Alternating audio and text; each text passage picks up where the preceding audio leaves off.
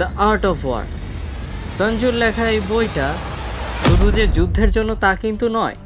এই বইটা আমরা চাইলে আমাদের নিজের ডেভেলপমেন্ট, বিজনেস, ফিল্ম মেকিং বা যে কোনো ধরনের ক্রিয়েটিভ ওয়ার্কিংয়ে তার লেখা এই বাণীগুলো বা ফিলোসফিগুলো আমরা কাজে লাগাতে পারি। সেরকমই একটি ফিলোসফি। চ্যাপ্টার 1 লাইং প্লান্সের মধ্যে একটা কনসেপ্ট হচ্ছে the general who wins makes many calculation in his temple before the battle is fought. এর মানেটা হচ্ছে আপনার সাকসেস অবশ্যই ডিপেন্ড করবে আপনি কিভাবে আপনার প্রিপারেশনটা নিচ্ছেন। এই জিনিসটাকে কিভাবে আমরা স্ট্র্যাটেজিতে ইমপ্লিমেন্ট করতে পারি। এই যেমন ধরুন আইফোন যখন লঞ্চ হয় তখন কিন্তু আইফোন চাইলেই ধূপ করে লঞ্চ করেনি।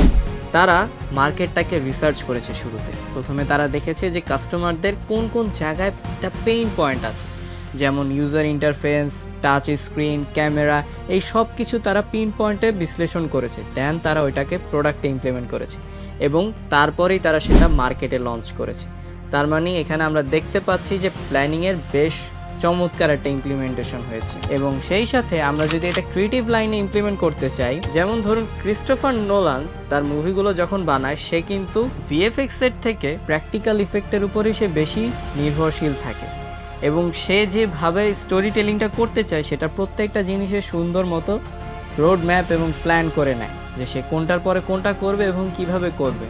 তো তার এই ভিশনের কারণেই কিন্তু আলটিমেটলি ইনসেপশন, ইন্টারস্টেলারের মতো চমৎকার মুভিগুলো বের হয়ে এসেছে। তো আপনার এই 2025 সালে একটা টার্নওভার হয়ে উঠতেই পারে এই দ্য আর্ট অফ ওয়ার বইটি।